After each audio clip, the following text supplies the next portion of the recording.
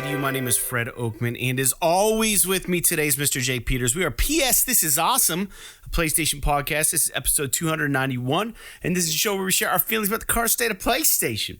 Before we get on with the show, I want to invite you all to subscribe to our channel on YouTube, youtube.com/PS This Is Awesome. And if you want to make fun of our trophy list on the PlayStation Network, you can find me at anchorless_81 and Mr. Jake Peters at JakeSaw01. As always, you can write us at psthisisawesome@gmail.com. And most importantly, don't forget to share this show with your friends. Leave comments, rate our podcast as you see fit, which means all the stars. Give them all to us. We need them the most. And as a reminder, we're a video podcast. You can watch our show on YouTube if you want. And for new and or long-time listeners, we have a Patreon. You can support our show for a $1 a month. The $1 level is called the One and Only $1 Club, fittingly. So head over to www.patreon.com/PS This Is Awesome to become a $1 patron, and we will mail you a free die-cut vinyl sticker in the mail. And we'll give you a shout-out on our show. But before we go any further, Jake, we have a quick announcement to make to our listeners about how we're going to move things forward with this show. Don't worry, we're not ending. You're still going to get a weekly episode.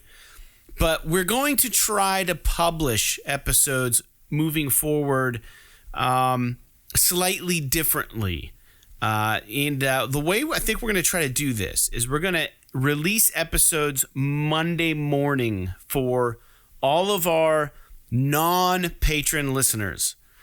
And if you are a member of our Patreon, you will still have access, hopefully, to the show as you currently do. It shouldn't affect you whatsoever. The reason we're doing this is we're going to still record over the weekend like we normally do, but I was sick recently. This episode's going out late, and 2 weeks ago, we had another delayed podcast, and if anything comes up over the weekend, that instantly just kind of makes our show late. If I have gigs, if I don't feel well, if Jake doesn't feel well, this way we at least, I know it sounds ridiculous because we have this essentially the same amount of time, but we're giving ourselves a little runway. So if we release the episode on Wednesdays and we can't get it recorded by Saturday or Sunday night, that still gives us Monday and Tuesday and even Wednesday after work to get it recorded and release. Well, Tuesday, sorry, if we're going to release it Wednesday morning. Gives us a couple extra days to kind of get things back in line so you guys aren't waiting for your weekly show. So we are making an official executive decision to do that, and I hope you're cool with it. And like I said, if you're a patron subscriber, we're still going to upload all of the shit. And if you are a patron subscriber, you will have early access to the show as you currently do. And but for any non-patrons, the show on YouTube and the show on Spotify or wherever you listen to this podcast, instead of being available Monday mornings, it will now be available Wednesday mornings. And we're going to still cover the same amount of news that we do every show, have the same kind of conversations. We're just doing that so that we can stay current with the show and not let people down. So if you have any grief about this, you can write us at psthisisawesome@gmail.com. If you're on board, let us know if you think it's a good idea. This way we also can maybe give our patrons a little something extra because we don't really give you anything. And we can also we're not going to promise early episodes, but if we do it the way we plan, it's gonna just shake out that way. That's the plan. And now if I'm sick and Jake's sick and we can't get an episode recorded on the weekend, you're going to get it at the same time everyone else does on Wednesday morning. But we're still recording on the weekends, so you should get the content a little earlier. So with that out of the way, thanks for your understanding. And, that's what I got. Jake, do you have anything you'd like to add to that? Or do you want to get into telling the world how you're doing today? My only addition would just be that the only downfall to us doing this is that it could potentially place us a week behind on some of the most up-to-date news stuff. But we haven't talked about this, but I would imagine if anything really major happened, we would record a pickup or something. Because, let's say Sony comes out, because the reason why I say that is if we're planning on still recording on the weekends, right? But we're not going to release until Wednesday, and this is just because weekends are becoming harder and harder to schedule. So we're giving ourselves a couple extra days of room and we could miss a news point in there, we would obviously get it the next week. But let's say like on a Tuesday, Sony comes out and announces PlayStation 6 or some shit like that. Like, I think that it would be pretty reasonable that we would try to get something out ASAP, even if it's just like a short, like a mini episode on YouTube or something like that. Yeah, some sort of content. Yeah. So like, I don't know that anybody really listens to us because of, we're not breaking news. The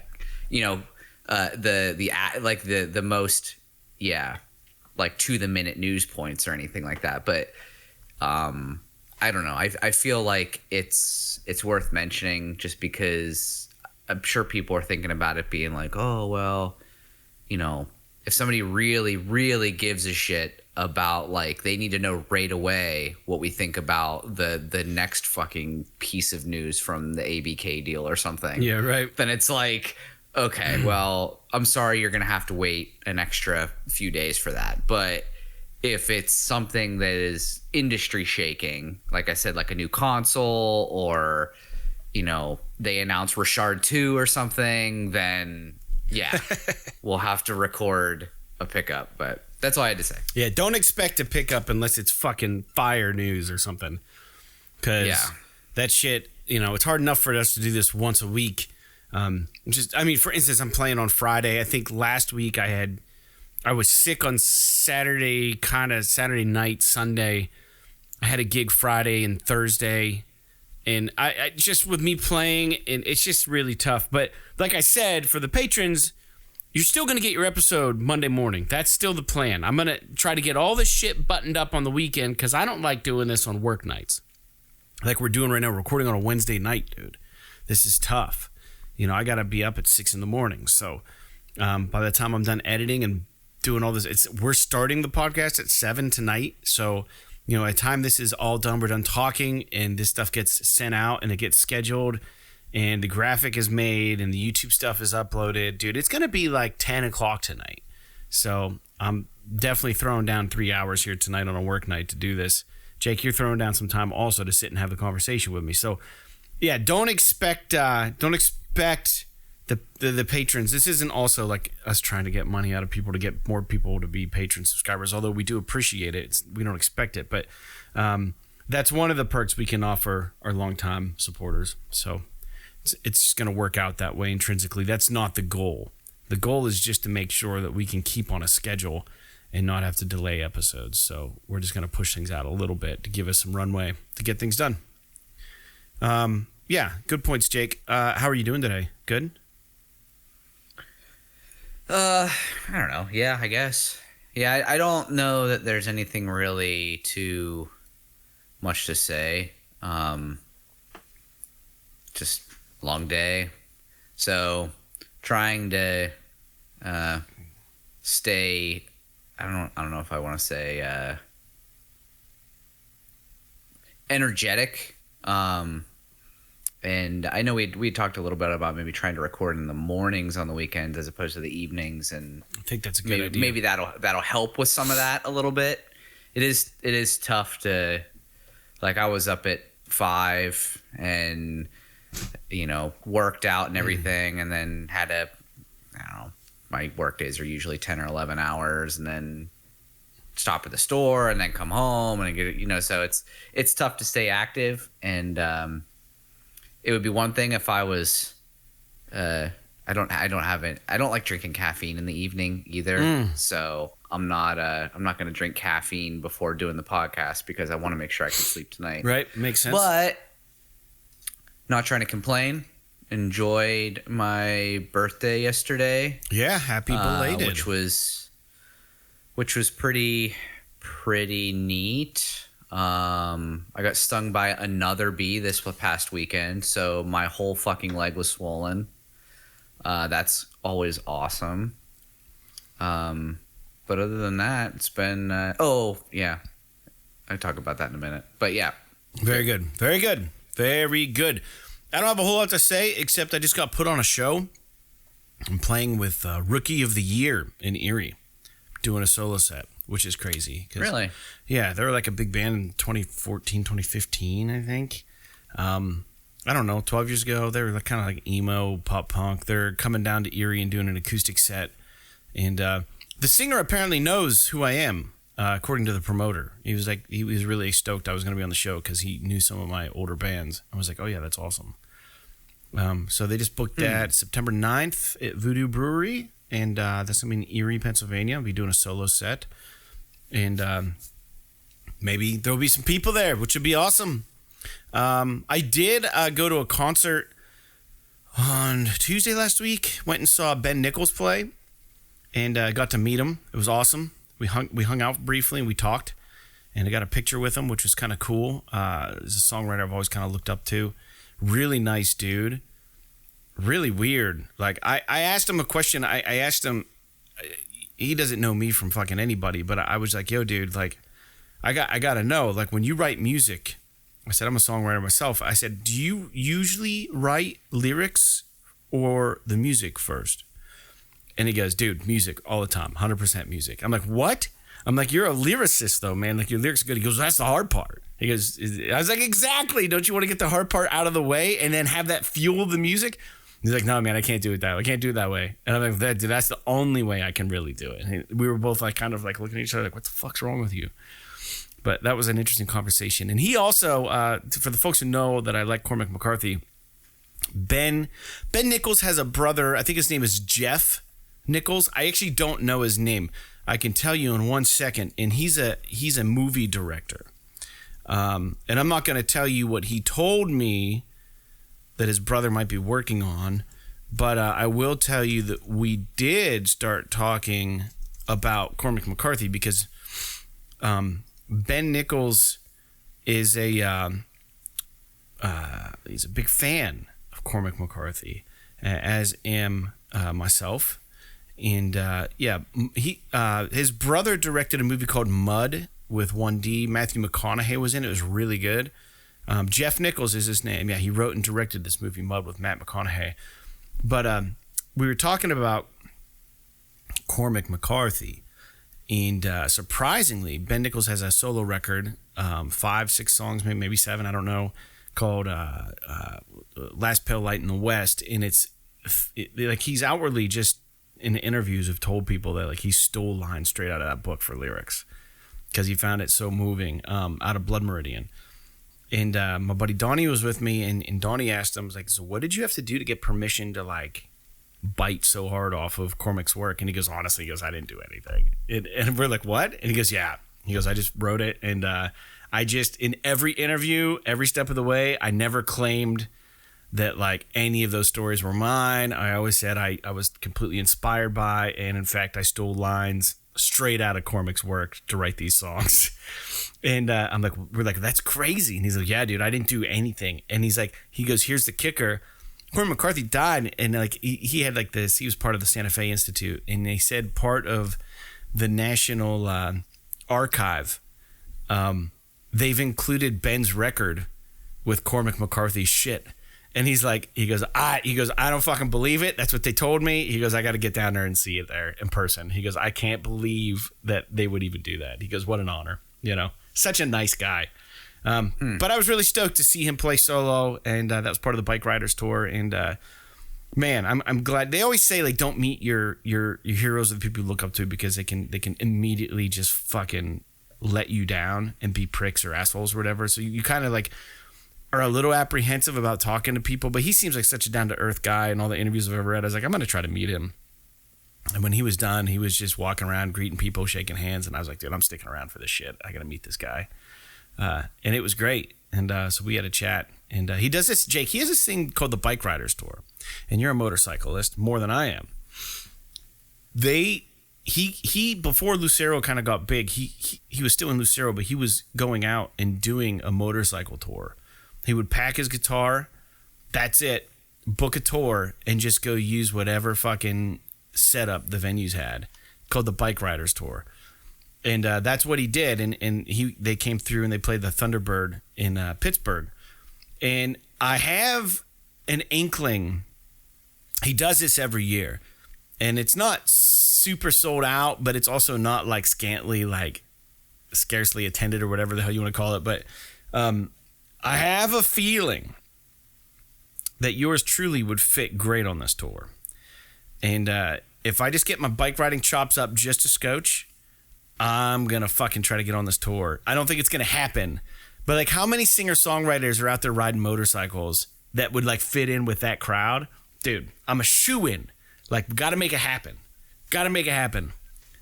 You got to get a motorcycle worthy of a tour like that. Yeah, right. Yeah, no, I get that. I mean, I don't know. I'm probably not going to take my dad's Fat Boy, but I mean, like, Jesus, it'll give... That would be what you'd want. Yeah, I know. But it would probably give me... It would be the most comfortable. Probably give me enough reason, though, to, like, buy a fucking bike for once. I definitely wouldn't... I'd probably get an Indian Chief if I had to. Just fucking go balls out, dude. But, dude, I'm telling you, like, I got to figure this shit out. I got to make this happen. Take 2 weeks off work. Go fucking ride around the U.S. with Ben Nichols for 2 weeks and play music at nice venues. It's all I want in life. One time. Give me that. That's it. And then you can just take me out. Yeah, that's wild. So in an unrelated note, music is frustrating from a musician's perspective, who play, or it's not even necessarily from the perspective of somebody who plays music, but so much as just the perspective of somebody who appreciates the art of it. Mm-hmm.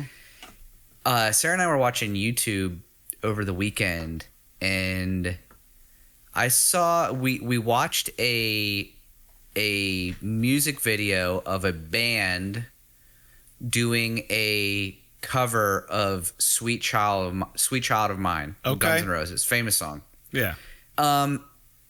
Wasn't a particularly impressive performance of the song. It had a female vocalist. It wasn't bad, like they did a good job, but it wasn't particularly impressive.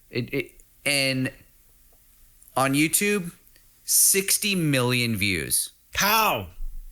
60 million views. Yeah, welcome to my world, man. Fuck? Yeah, seriously.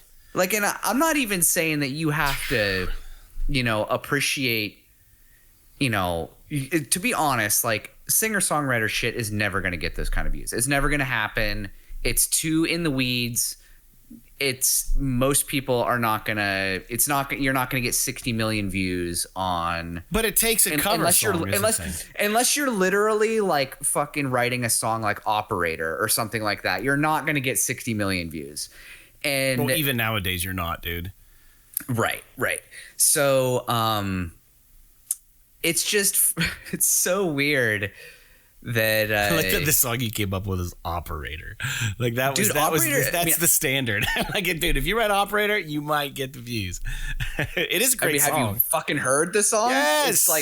It's amazing. Yeah, it's really good. But I mean, yeah, obviously that's a 50-year-old song at this point. But it's just is so weird to me that everybody likes music in some capacity. Yeah. Very few actually don't listen to music or don't care about music at all.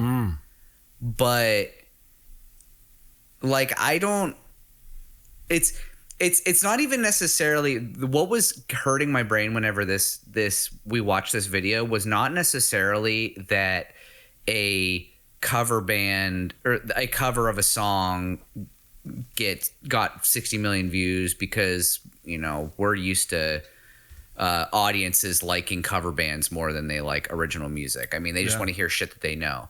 As far as like live performances go, what confuses me is, like, to me, watching a band play a cover of a famous song is akin to watching, and this is where it's going to relate to the podcast, is akin to watching streamers play video games. Like, I'm a gamer and I do not understand why people want to watch other people play video games.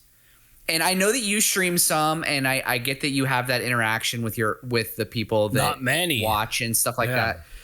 But like, to me, it's like, if you take out the actual playing part of the experience, the whole thing is pointless. Like, I'll just watch a movie. And so like, but to be fair, I'm not a big movie or TV fan either, so that could be part of it as well. But it's like, why? Because it would be one thing if you were like a musician and you were appreciating like the nuance that somebody put into the cover of this famous song, like if you or mix it something up like a little that. bit, or you got a different take. Right. But like just watching some like garage band play a passable version of a famous song, like what is the attraction? why do people want to watch that? Like, and I'm not judging anybody that wants to watch it. I'm trying to understand it. Dude, well, I'll say this also, dude, not to interject, but to your point, it's the same reason I have trouble understanding why people want to go watch a mediocre band play cover songs for 3 hours. It's the same fucking thing.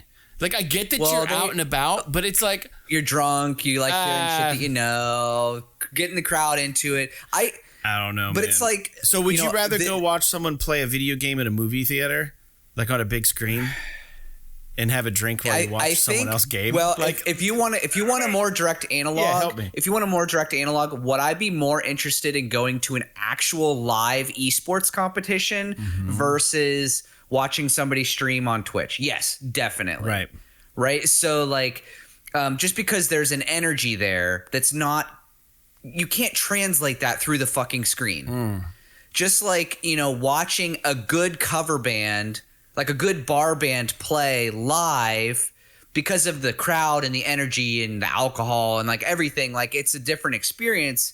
You get that it could be the shittiest song in the world, but you still absorb the energy from everybody around you. Whereas like when you're sitting on your fucking couch on your phone on YouTube watching some, high school band play a cover of, I don't know, fucking Crocodile Rock or something. Yeah. It's like, I don't know why I keep pulling these like old songs out, but like it's just, I don't like, to me, none of, and maybe this is the COVID thing, but like I cannot get the same energy transference through a TV screen as I can through a live performance. Like, for example, I don't love all sports. I can appreciate most sports. I love playing golf. I'm not good at it, but I love playing golf. I can only tolerate watching golf for so long. Right. But I've been to the US Open when it was in Pittsburgh, and that's exciting. It's like baseball is another example. I think baseball on television is one of the most boring fucking things on the planet. But going to baseball games is exciting. So I don't know. This is getting really tangential here. Yeah, we're getting so way maybe off we should rails. move on. But I guess the moral of the story is do what you want, like what you want. I have no judgment about anybody who likes or does any of these things.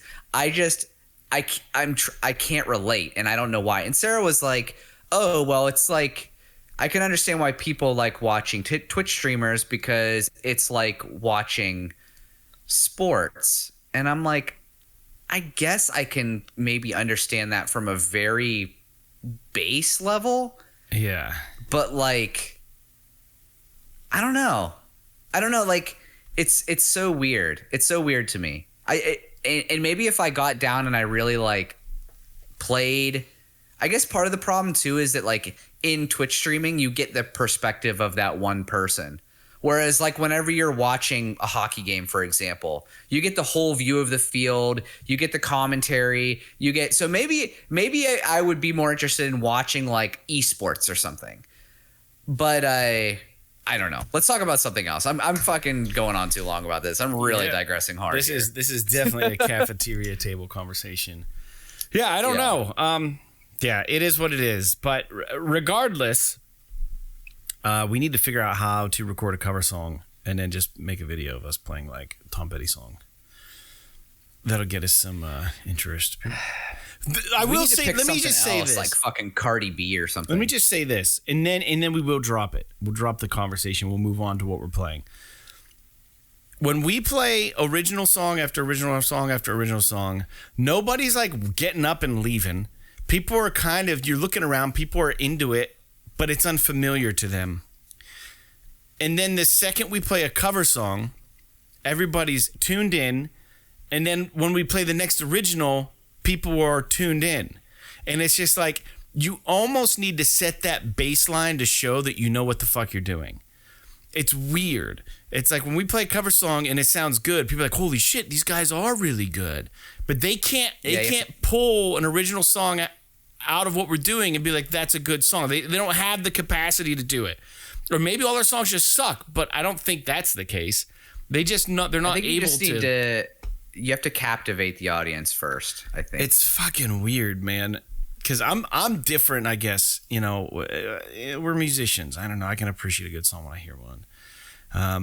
Or passion when I see it. Anyways, let's get into games that we are playing. Every episode, Jake and I talk briefly about some games that we're diving into, and today there will be no exception. Jake, I'm going to go through real quick some of the games that I was laying sick on the couch all weekend, and I downloaded PGA 2K23. It's fine. It's just like the last one I played. It may even be the same one that I've already played. I don't remember. But there was nothing fantastical about it. It was a golf game. I tried Operation Breakpoint by Tom Clancy, the Ghost Recon game, because I heard you could customize characters and make G.I. Joe figures. These games are all free for me, being a PlayStation whatever subscriber. And I played the first like intro, and then like all of a sudden, every time I would go to fucking try to the UI was absolutely fucking disastrous. It's a Ubisoft game. I had no idea where I was supposed to go. I would go somewhere, and then I'd get like 15 fucking tips that would show up, and they'd break into sub menus, would have sub menus. They'd be like, oh, by the way, you can do this, you can do that. Oh, don't forget, if you look at this point, you can spend it this way, and you can use these skill sets and these traits. And don't forget, you have AI operators on your team, and you can customize all of their loadouts by using skill points for them. And then don't forget that, here's how you control them. You got to depress like the L1 and then control this, and then you can tell them what to do, and you could use the drone, and you could do. And I'm just like, nope, done, deleted it, done. Wasn't worth it. So then I was like, I'm gonna get back into Cyberpunk 2077. Game's good. Played a little bit, set it down, got restless, and then there was a game they kept throwing in my face on my PlayStation screen, and it was Cursed Golf, which is a 2D golf game, which is somehow a roguelite golf game that you have to complete 18 holes back to back to back to back to back to back to back to get out of purgatory.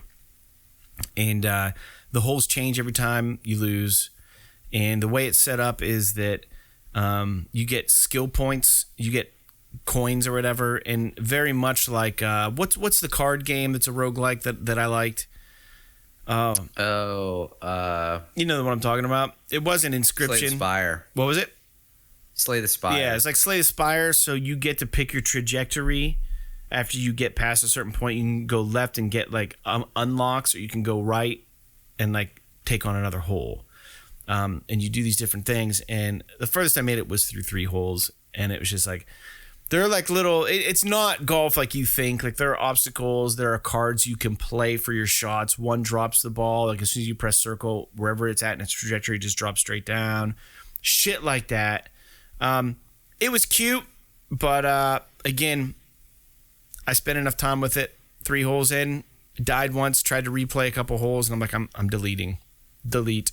That's what's nice about being a Plus subscriber, is that you have the liberty to like just say nope, not today, and then just delete the game. Like, you try it. If it's for you, great. If it's not, get rid of it. So those are the 4 games that I dove into over the last week. And it's so hard to justify buying games when you have all these free ones that are kind of on your list.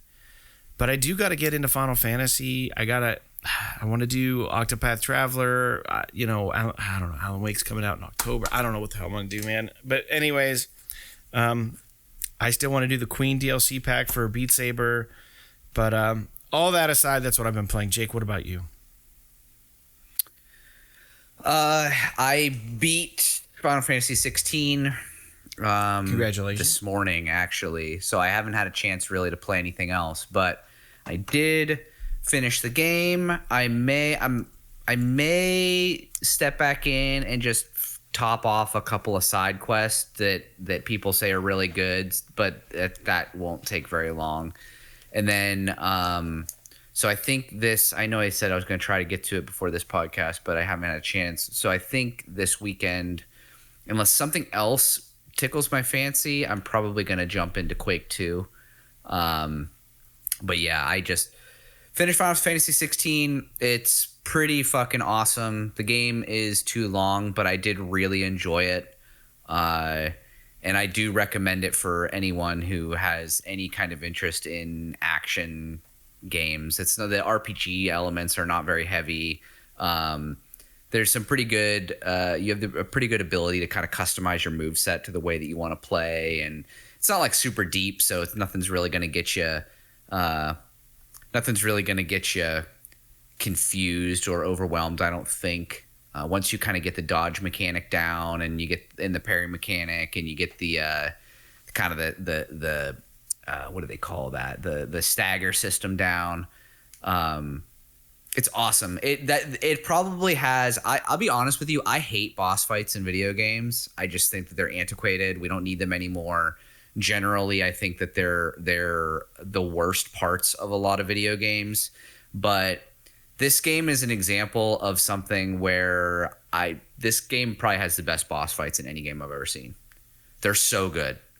The spectacle, the presentation, the music, everything is just absolutely fucking amazing.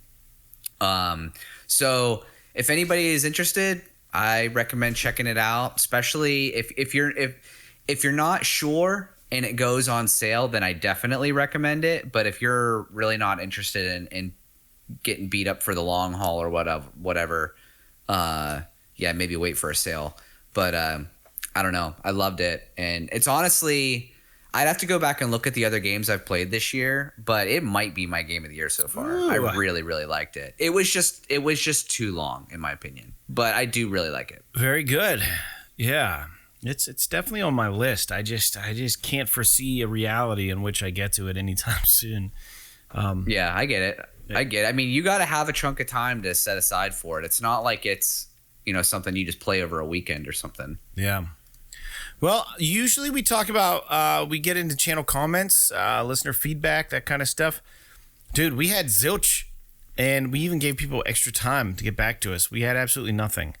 Our buddy Big Box disappeared. We miss you, Big Box.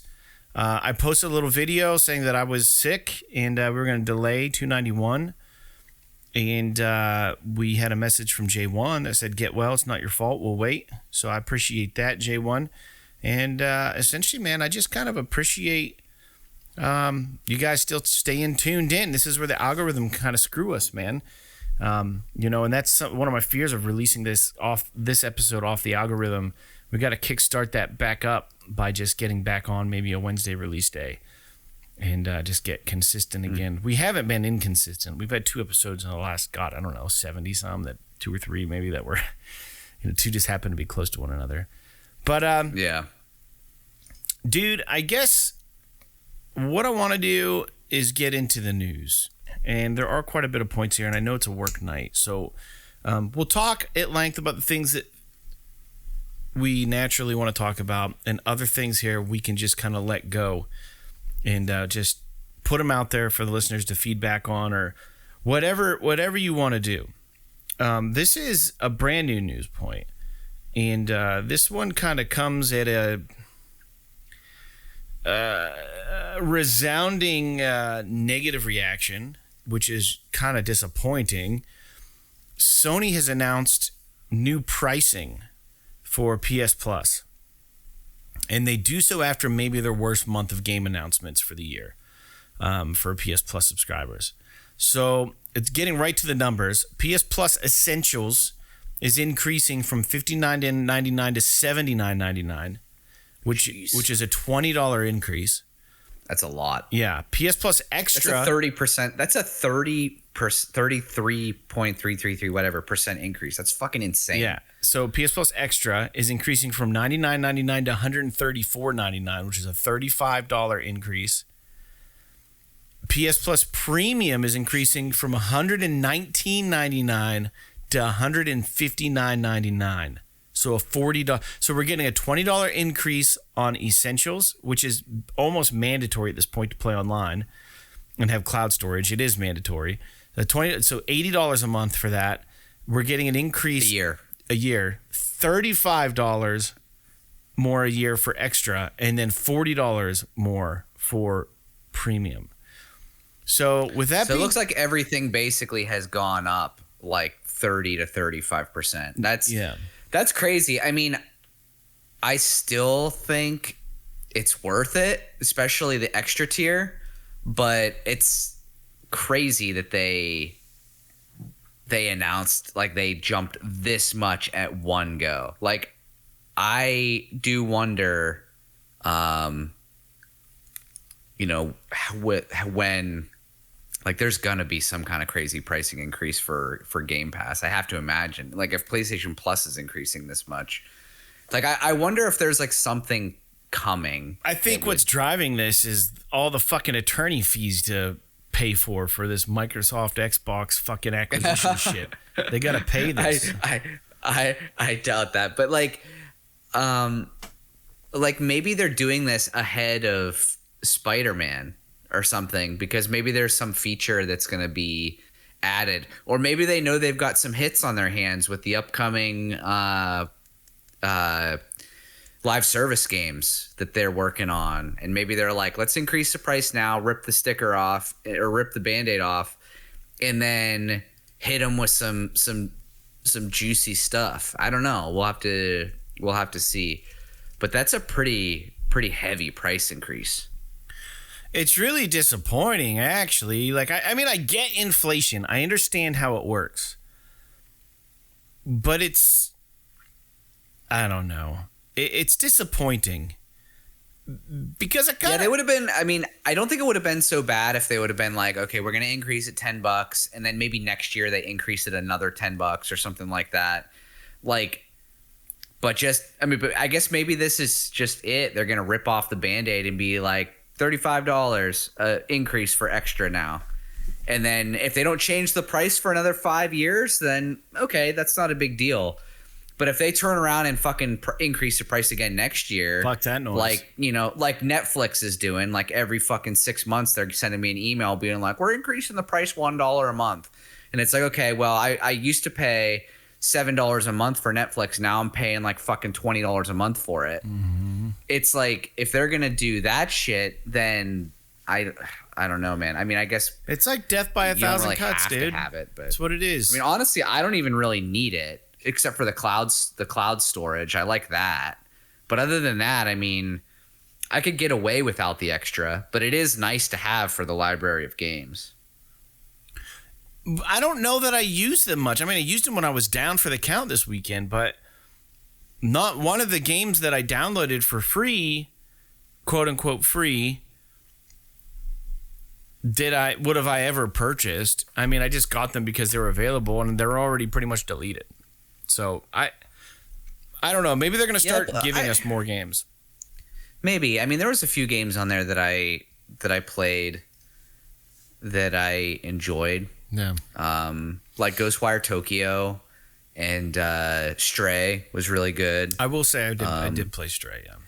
But I like you said, it's not like but I don't know that it's really like we're really the target for that. I mean, I think that like Cyberpunk was another one that I played because it was on PS Plus. I didn't buy it, you know what I mean? But it's entirely possible. Ride 4. I'm sorry, I'm scrolling through my PSN profiles. Yeah, this is insane. Yeah, I'm sure they have their reasons, but it just seems a little extreme if you're asking me. I'm not happy about it. I mean, I got bills myself. This is a hobby for me. I don't want to pay that much money for a service I don't really use. You kind of boondoggled into buying it, though. At least the essentials. And the way they have it priced, it's like, well, if I'm paying $80 a month for essentials, I might as well pay the $150 or the $135 now for extra. They're so similarly priced. It's almost like, yeah. Now that I think about it, maybe I should get on there and freaking re-up my subscription now. I'm really close to being to needing to do it.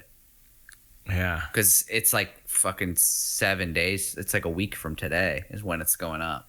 they're changing the price in about a week. Yeah, so if you're a subscriber, now might be the time to start stacking.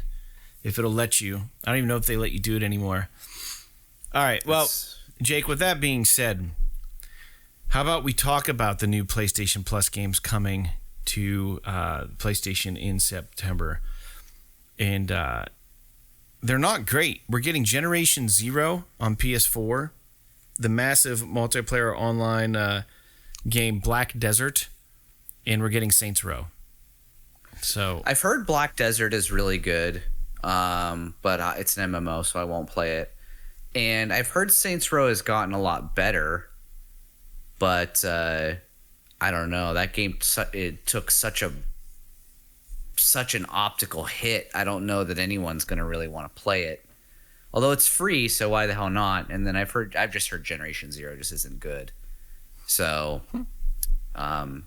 you're right. This is a pretty bad month. lackluster, especially to announce something like this. So I don't know. Moving on to the next news point, man. This is a big one, and I know J1 was interested in probably hearing us talk about this, but the PlayStation Portal is what they're calling the new PlayStation handheld device. And we finally get a price on this, right? And it's going to be $199, $199.99, so $200 for this unit. Speaking of which, Sony did come out recently, and they said that they're aiming to get the battery life of this PlayStation Portal to match that of the PS5 controller. My opinion is that's not really a fantastic goal. The PS5 controller doesn't last very long, but it's also probably why they're able to price this unit at $200. I don't know how you could expect more, though. It's a PS5 controller with a screen, right? Yeah.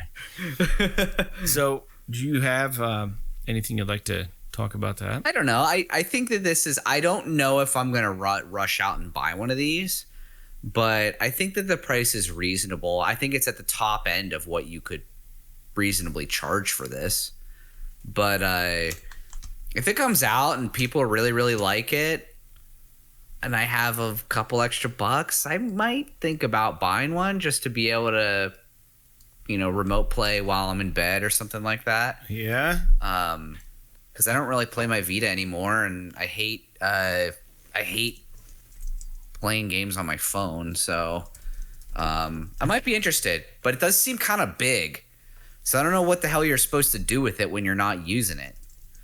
You need like a freaking rack or something, like a gun rack to hang it on. I don't know. It's really large. Yeah, I mean, it's also one of those things, man, where I just don't. Do you personally feel like the price point's fine? The $200? Yeah, like I said, I think it's at the absolute maximum of what they can charge for it. But it certainly could be better. It would be better if it was like $150. You were never going to get this for $100. But the fact that it's no more expensive than their Elite controller or their, whatever their Pro controller is, I think it keeps it within that like accessory price range. Right. And I think that that's reasonable because you need this thing about as much as you need a freaking Pro controller. So unless you're like, need it for handicap reasons or I don't know. So that's kind of my take on it, I guess. All right. Fair enough. I don't know how I feel about it. It's not anything I'm really interested in having in my house. It's just going to sit somewhere and never be used and need to be constantly recharged because I don't use it. And then I'll lose the cord, and that'll be what it becomes. Yeah. All right. Well, let's move forward. Next news point is one that was kind of surprising. We had an announcement from Polyarc, who's the developer of Moss. They've made a live service multiplayer VR game that is currently in early access on MetaQuest 2 right now. There is a VR 2 version being planned, and this game is going to be in the Moss universe. It's going to be called GLASSBREAKERS Champions of Moss. It's going to be a 1v1 battle game where you get to choose a fighter that has obviously like a unique ability who is already in existence, I think, in the world of Moss. And Interesting, man. I don't know how I feel about this. Is this one of the live service games Sony has been talking about? I don't know. I don't think so. Sony, because Sony doesn't own. It's on MetaQuest. Sony doesn't own the live service games Sony's talking about are first party. So or second party, and Polyarch is neither. So I wouldn't think this would be related. You have yet to play any Moss games, is that correct? I played the demo for the first one and I liked it, but I haven't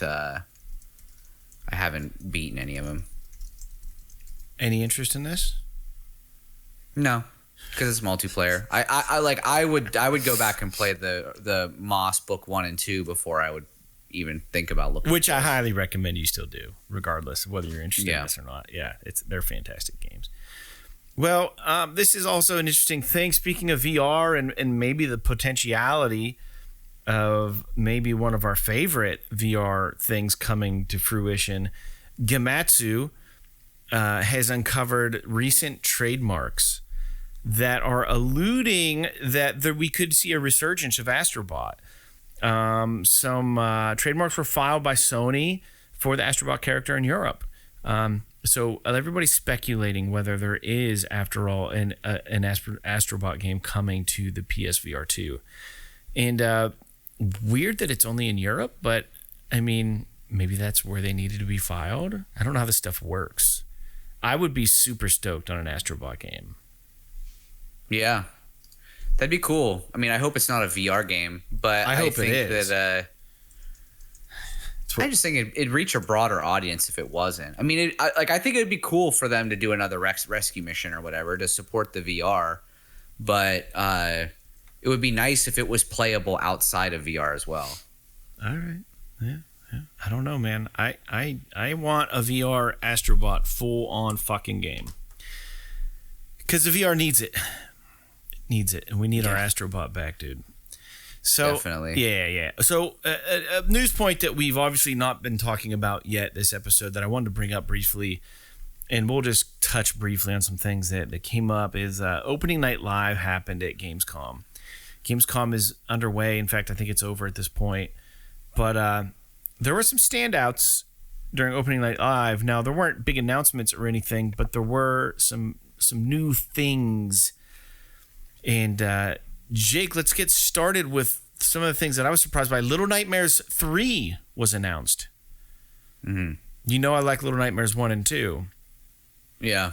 Little Nightmares 3. Pretty exciting. I haven't played... these games look super cool, but I haven't played any of them. I know my brother's super into them too. Him and his wife play through them. And I think I saw somewhere that Little Nightmares 3 is actually going to have like a co-op component too. Which is neat because I know how well that game It Takes Two has done, and maybe they'll do something kind of in that vein, but in like the kind of horror thriller style, spooky style of Little Nightmares. That'd be kind of neat. Yeah, I agree. That would be really cool.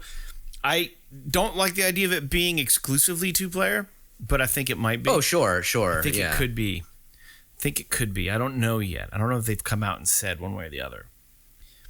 But I'm just happy to see that franchise still rolling forward.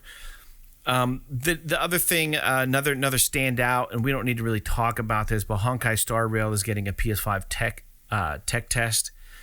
And Cyberpunk 2077, we got some gameplay of the patch that was released. We actually got to see it in action finally, how some of these updates to Cyberpunk are going to hit the game. And they did indicate that the Phantom Liberty takes place after a certain mission, but they're going to allow people who've beaten the game to just load that game save, and then you'll get a phone call or something or a text.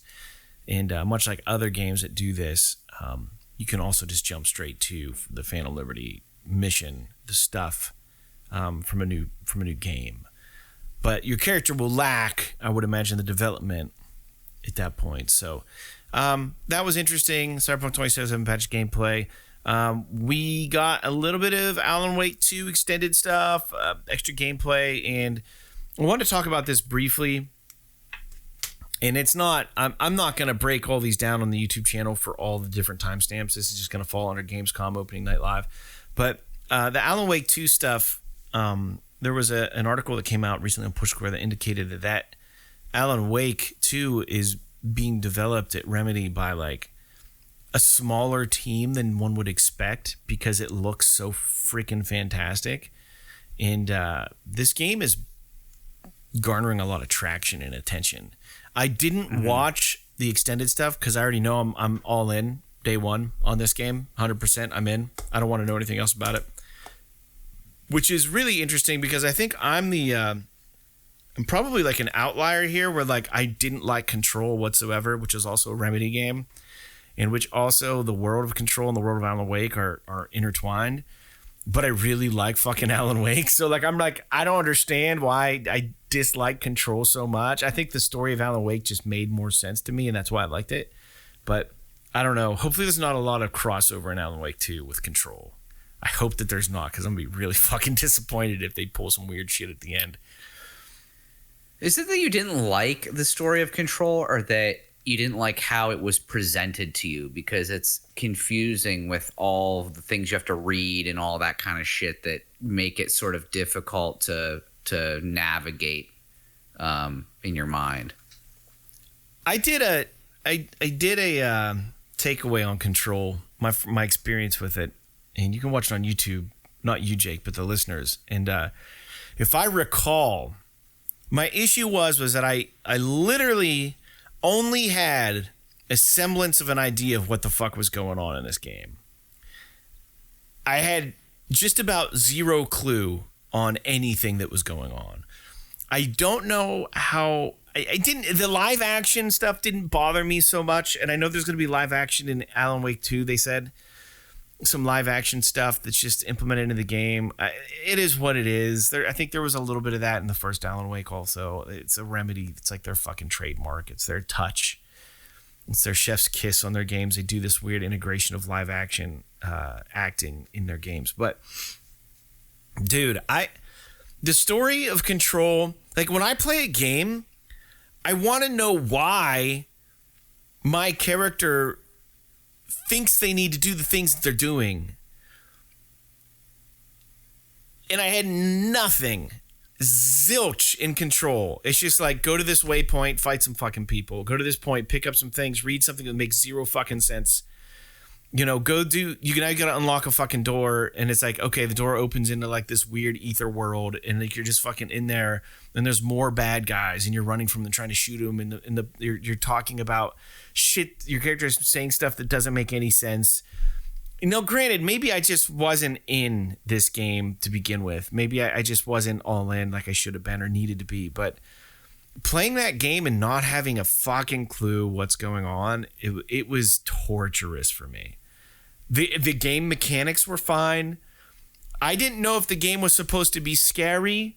I didn't know if the game was supposed to be like interesting. I didn't know if the game was supposed to be like frenetic and action paced or like thoughtful. It was like an amalgamation of all these fucking things wrapped into one thing, and it almost felt like Remedy didn't know what the fuck they were making. To me, clearly they have something that they think that they've built, and a lot of fans would agree that yes, they've built something special. To me, as a writer, it just felt so aimless and lost. And it was just like, I don't know, like you're trying to be tricky and meta, and for the sake of that, let alone not for the sake of telling any interesting story. And it was like, let me blow your mind. Gravity's not real. And want the room just to be like, whoa. It's like, what the fuck do you mean? Like, okay. Like, I don't know. You got to do better than that. Right? For me, like I was just annoyed by the fucking game. I'm hot about this. Like thinking about my experience because I wanted so badly to like it. Because the gameplay was good and the graphics were great. And like I was like, man, this is a game I could get behind.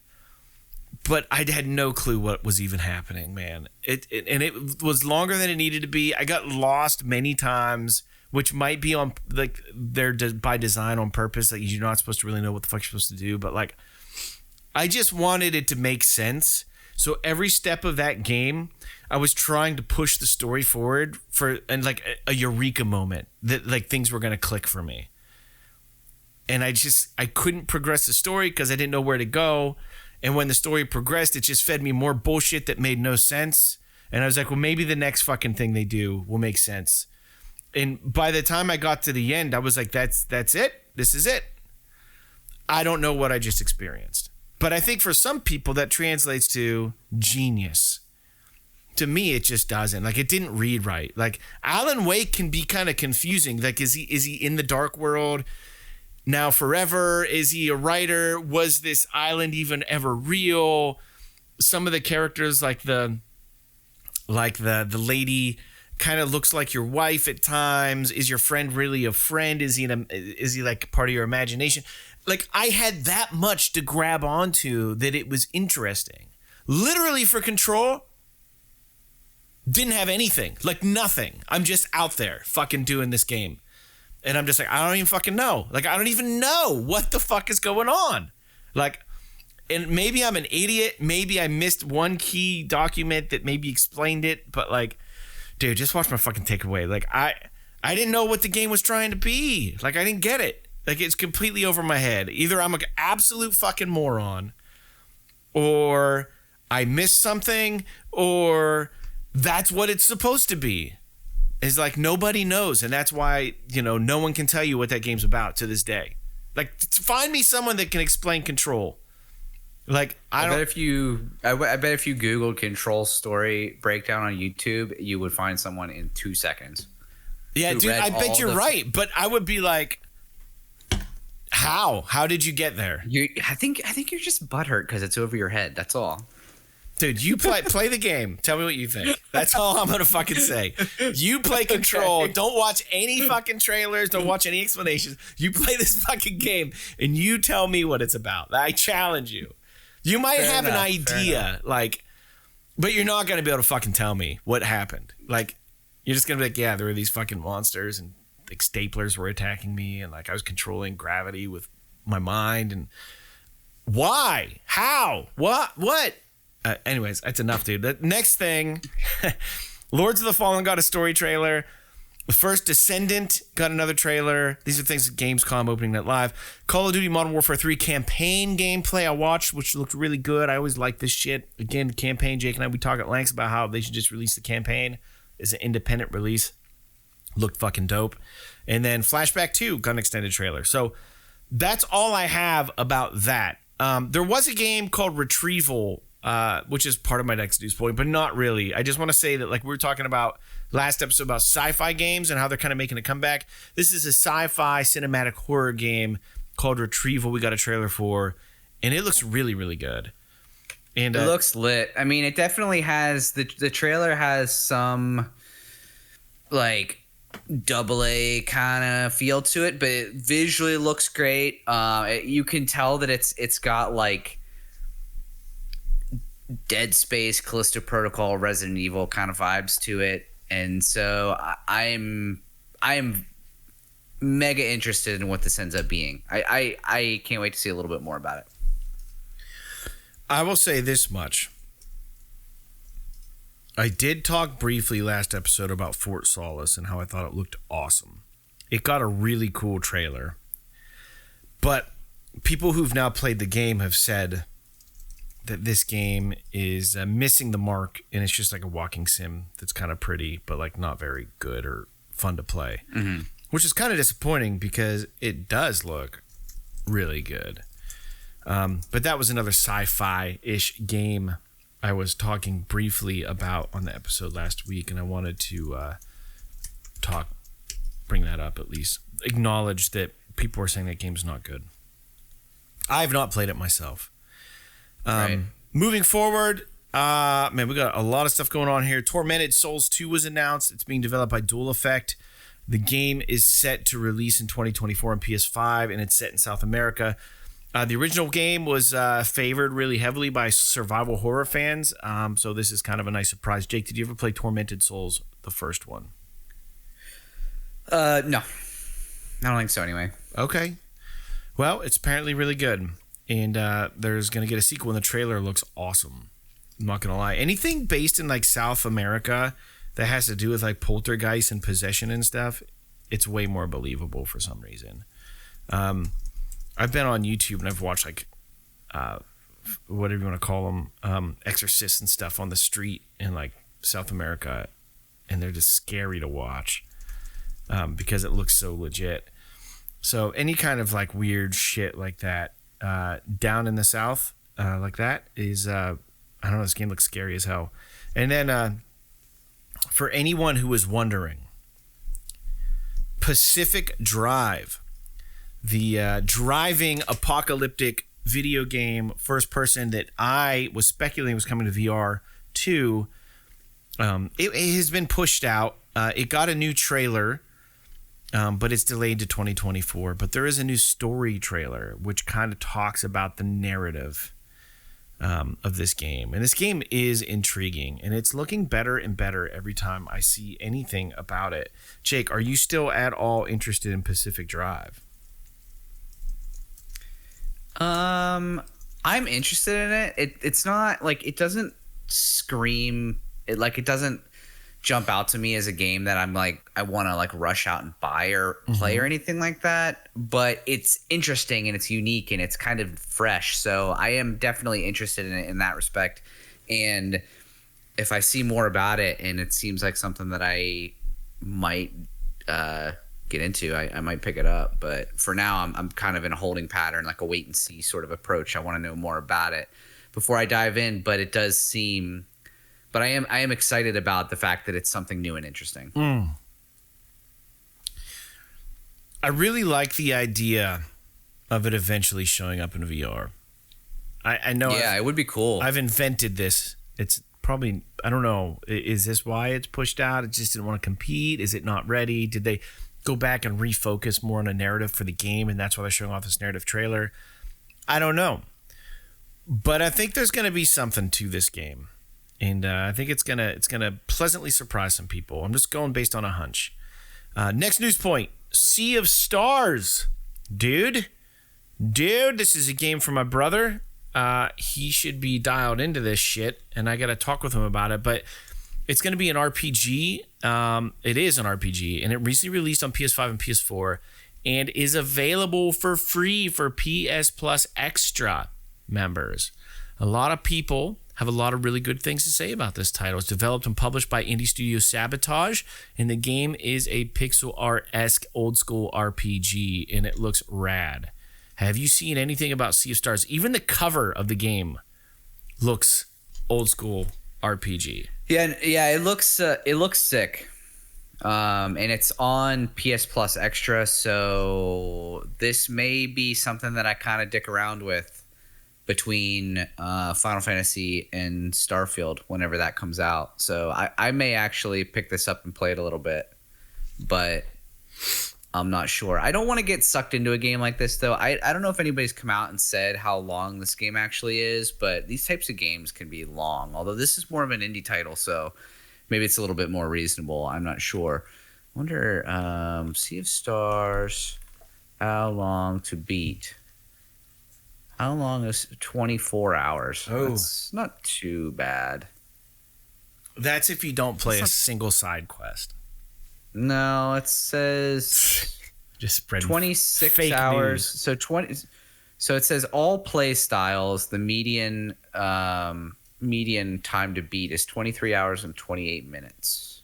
All right. And then for just main story, the average is 20 hours and 12 minutes. So that's not horrible for an RPG, but I don't know. I'm interested anyway, so we'll see. Yeah, I am too. It's just put it on the fucking list, right? Like just write it down somewhere, put it on your wish list. Wish list is shit. Another quick news point, and I say quick because I don't care, but someone out there might. I mean, I care to a degree that I grew up with this, franchise a little bit, but ROBOCOP. Rogue City. This game's been delayed to November per the most recent game trailer. So they're pushing ROBOCOP out to November. And I don't know.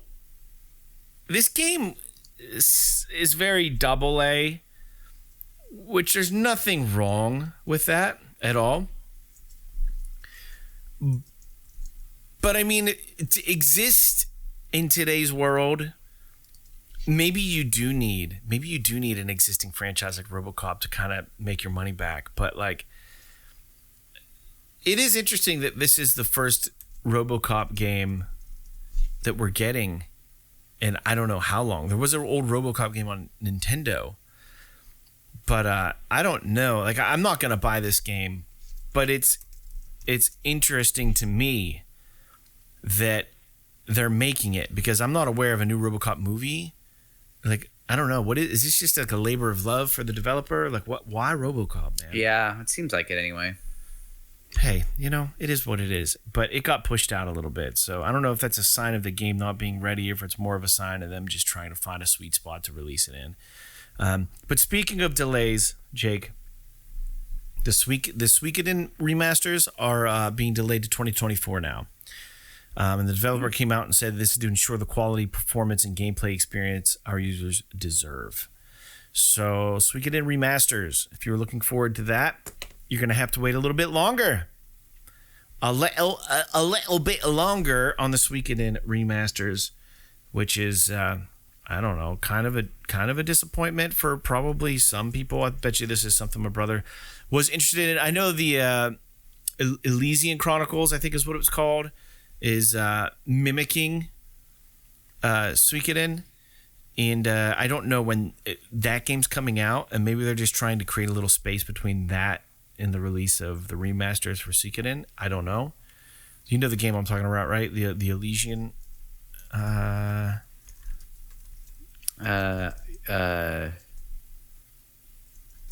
Yeah, I know what you're talking about. I don't think it's Elysium Chronicles. Is it Tales of Elysium or something like that? the Destiny of Elysian. Elysian Fire Emblems. Yeah, man, I don't know what the hell it's called. SUIKODEN spiritual successor. It's to the Elysian Chronicles. Ayuden Chronicle 100 Heroes. Ayuden Chronicles. Thank you, Jesus. I didn't have that in my notes, obviously, listeners. So I saw it. I'm sorry. But yeah, when is that coming out? Does that say on what you're looking at when that releases? The Ayuden Chronicles. It just says it's coming in 2023. Okay, so they pushed out the SUIKODEN remasters to 2024. So they're probably just trying to create a gap, dude. A little bit of space. Which isn't a bad idea. I mean, I'm speculating there. I would do that if I were them. Just saying, because that sure, the Ayuden Chronicles has a lot of momentum right now. Next news point, Jacob. Baldur's Gate 3. Is it 3? 6? 3. 3. All right. Baldur's Gate 3 is apparently going to be releasing on PS5 before Xbox. And this is hilarious because Sony didn't do any leveraging to make this happen. Apparently, the developer of Baldur's Gate, they were just like, we need more time to get this game to run appropriately on Series S.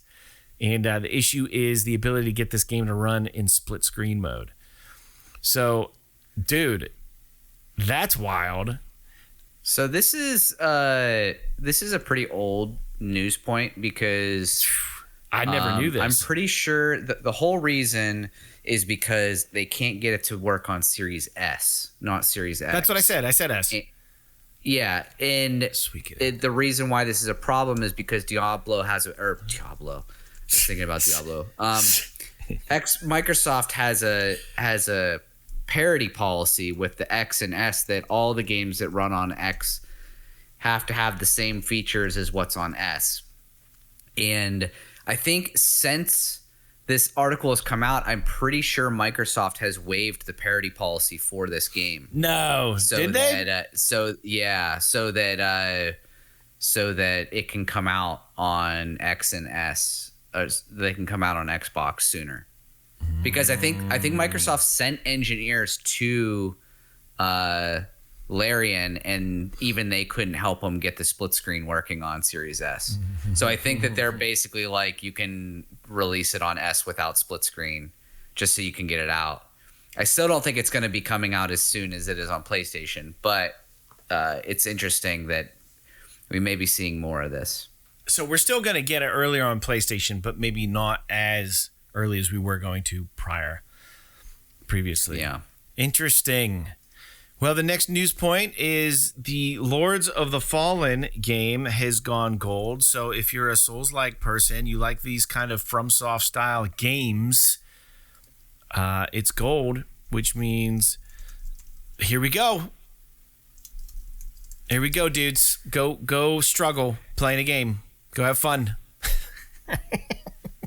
Yeah, it's interesting that they chose to use this name. I don't really know. The first one looked like it had promise, but it just didn't really do anything that impressive. And so I don't know. Hopefully their second whack at it is better and people like it. They seem to be marketing it, so I guess we'll find out. Yeah, I don't know, man. It's so hard to say. It's kind of a trend, I think, that is slowly disappearing now, these Souls-like games. I kind of feel a shift in the momentum, so to speak. I don't know, man. I think we've been seeing more of them, if I'm being honest with you.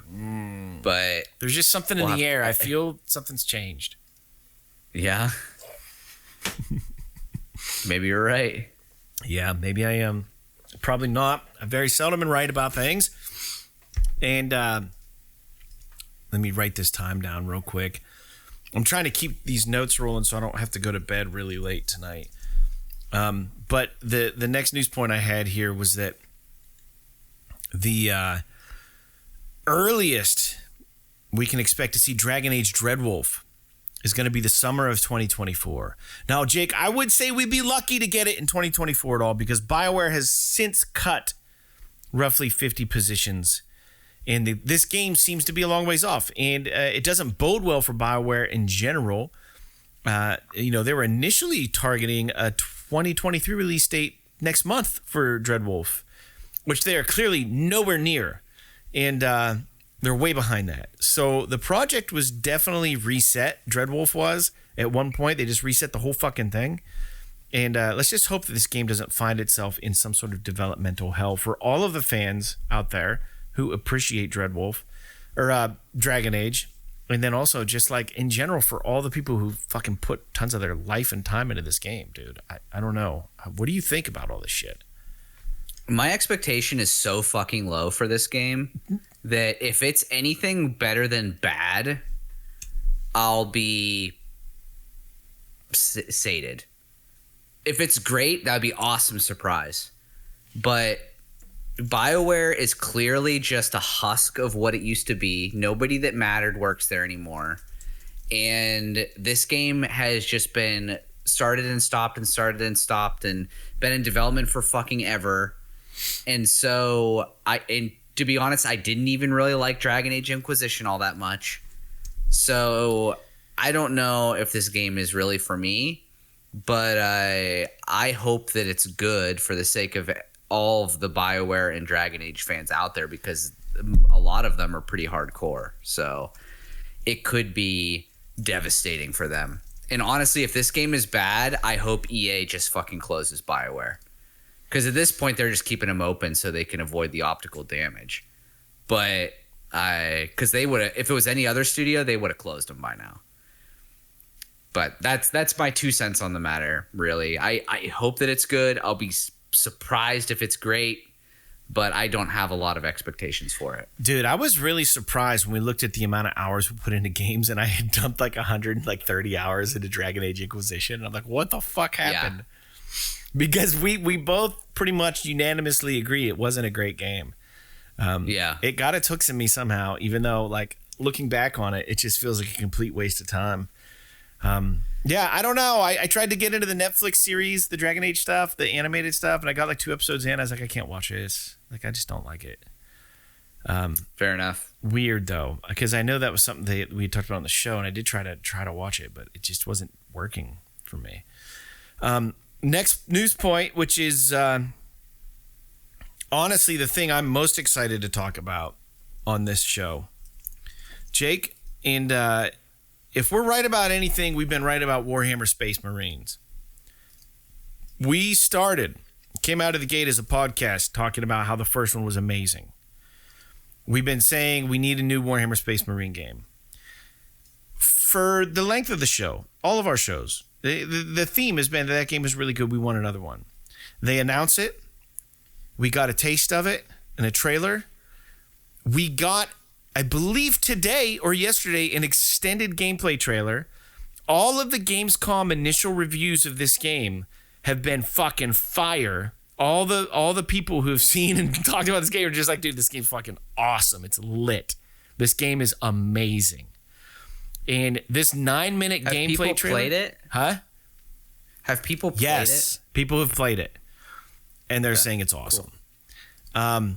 They can only show the gameplay footage, I think, that have been made available to them to show on their streams and stuff. Yeah. But people have played it, and people are saying this game is it is, dude. Have you watched this 8-9 minute trailer, dude?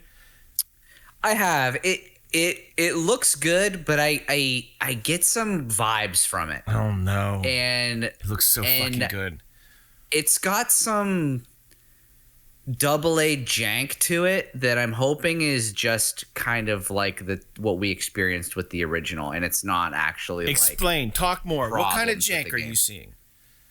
Like there's a part where he's the main character is holding the chainsaw sword. Yeah. And he goes to lift up a piece of rubble, and the sword just disappears out of his hand so that he can do the animation to lift the rubble. And there's like another section where like a tank is going through a door, and it looks like a fucking PS2 animation of this door falling away. Like there's just something, but other than like visually the game looks pretty good. And I get this, like the way that the combat is flowing feels a little bit like it looks good, but I get this concern when I watch it that there might be a problem with how it feels, just based on the way that like enemies are jumping on his back from out of camera shot and stuff like that.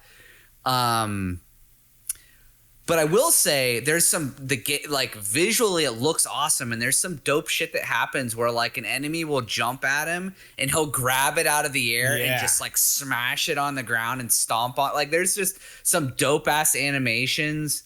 I like a lot of what's going on. The scale I think this is just awesome. Gonna be, I think this is just going to be one of those games that I'm going to have to play to really. I mean, I'm still excited for it, no doubt, man. But and I'm just, if it comes out and it's a strong like 7 or 8 out of 10 like the original one was, it'll be perfect as long as it stays in its pocket and doesn't try to do too much to where the AA thing kind of throws it under the bus. But I want to make sure that we keep our expectations in check, that this is, even though it looks AAA, I don't think it's going to be a AAA game, because it's not being developed. It's Focus Home, and it's like a developer that is not, I guess, renowned for AAA talent. So I think it's going to be good. Doesn't matter. I mean, new developers can come out of the woodwork and be great all the time or whatever. Yeah. But I'm just saying we need to keep our expectations in check. I believe it's going to be good, and I am very excited for it. But I don't want to sit here and be like, "Oh, this is going to be the best game ever." I'm calling it right now. You can hold your ground. I'll hold mine. It'll be like freaking Star Wars Episode 1. Everybody convincing themselves that it's good. Yeah, and it's okay, because we've been so excited for so long. But yeah, I that said, I was really, really hot on what I saw visually, for sure. And I am excited to play it. I think that, I totally agree with what you're saying, but I'm okay with a little bit of jank like that. Sure. Because I kind of already expect a little bit of that. But the graphical enhancements compared the two games, like, they're leaps and bounds difference graphically. Is this game developed in Unreal Engine 5? I would imagine. I don't know. Because it seems to me, based on what we've seen in recent memory, Every Unreal that Engine 5 a game. freaking toddler can make a fantastic looking game in Unreal Engine 5. Yeah, this is because true. of the tools that they provide. Right. So I don't want, like, we've seen a lot of games recently where we've gotten trailers for them that have blown us away visually, and I can guarantee you that every bit of half of those games are not going to be as amazing as they look. So I don't think that's a No, an it's not. indicator It's that not. It's going to be great. It's going to be What's it made in? So it's going to be released on PS5. The game has been built with Saber Interactive's proprietary engine, which So this is done by Saber? yeah, It's not done by Saber, is it? it's what it says. Space Marine 2. It's being published by Focus Home. Developer Saber Interactive. Okay. Dude, it's gonna- Saber's a decent developer. Yeah, they are. It's going It to might be dope. good. It might be good. They're not, they're not the best developer in the world, but they're competent. So I think it could be pretty sick. There's a Who collector's developed the original edition, one? dude.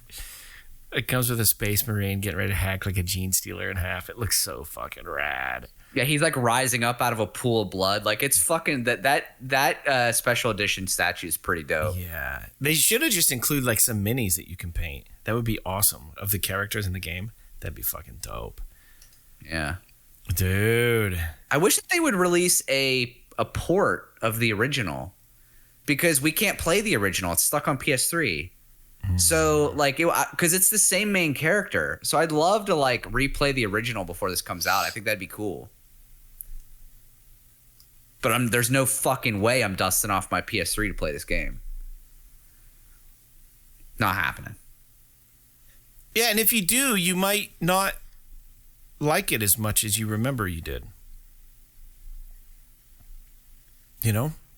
Is there PlayStation? I don't think there's a port for it. Anyway, we should move on. It's getting late. Dude. Well, we had so much to cover because we've been gone for a minute. All right.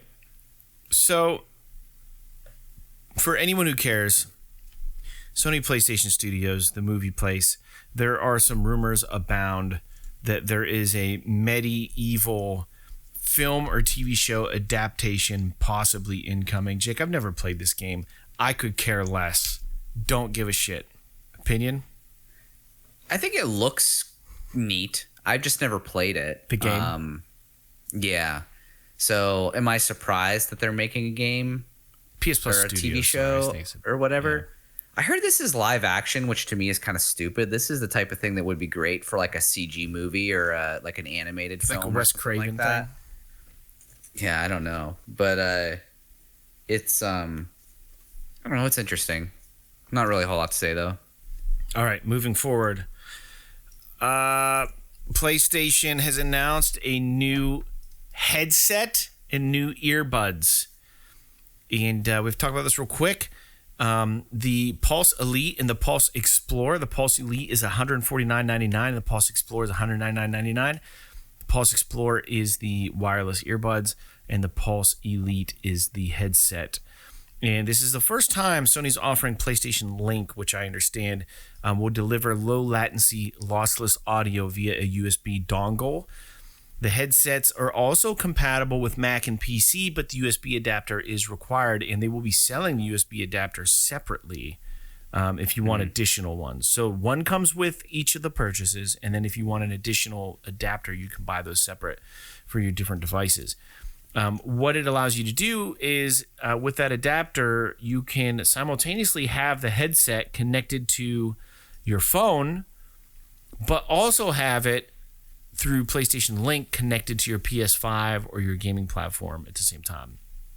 Yeah. So offering lossless audio is kind of a big deal. Wirelessly, it's even more incredible that they can do that. I don't know that if you have it hooked to your phone via Bluetooth, I doubt it's lossless. I think you have to have like the link for it to be. Well, you have them both hooked truly up at the same lossless. time. So you have the link connected to it. So you can simultaneously run Bluetooth and link to the headset. Oh, sure. But I'm saying that if you're listening to music on your phone, Yeah. like it's not going to be lossless, I don't think. I hear you. Because it'll be Bluetooth, not link. Right. Yeah, you got to have the special PlayStation Link is what they're calling it. And so it's the Pulse Elite, and then what was it, the Pulse Explorer? Yeah. Sorry, I'm just doing the notes while we hear Pulse Explorer. And then the next news point is, let me see, what does it say? It says that the 10th annual Game Awards has been announced, and that's always in the winter months. It's going to be December 7th, 2023. And then lastly, 7th Guest VR. We've talked briefly about it. We never saw any of what it was going to look like. We finally have a trailer to show gameplay, and it's coming October 19th, 2023, just before Halloween, which could actually be kind of cool, honestly. It's like a puzzle game. You're in like a haunted mansion, and it's like an adventure game, right? Like Myst or something. Yeah, like exactly. That. Yep. It was made kind of like it was kind of a big deal with some computer purchases back in the day when we were growing up, like the Gateway 2000s and stuff. I think some of those got bundled with like 7th Guest on DVD-ROM or something, and it was one of those games that was kind of mind-blowing at the time, but they've now made it a VR game and they've remade the game, so that's kind of cool. Well, Jake, I want to talk about new games coming out, and gonna keep this thing rolling forward for our listeners. And the new games coming out this week, or maybe they've already been released for all I know. August 29th, we're getting Agatha Christie Hercule Poirot. I can't even pronounce that, the London case. Crossfire Sierra Squad, PSVR 2, which I hear is kind of... Wait, did you say Hercule Poirot? Yeah, what the hell is that? What's that called? It's a guy. Oh, it's a guy. Never even heard of it. Yeah, no clue. Yeah. Thanks for correcting me. Yeah, way out of my wheelhouse. Crossfire Sierra Squad is a PSVR 2 game that I understand has some... they didn't release it early for reviews, and now that it's kind of out, people were like not impressed really by this. Goodbye Volcano High finally comes out. By the time you're listening to this, it's out. August 29th. I haven't seen anything about this. Rhapsody, Marl Kingdom Chronicles, Sea of Stars. We just talked about that. The making of Karateka. That's the game we were talking about. The documentary release on Karateka. Yeah.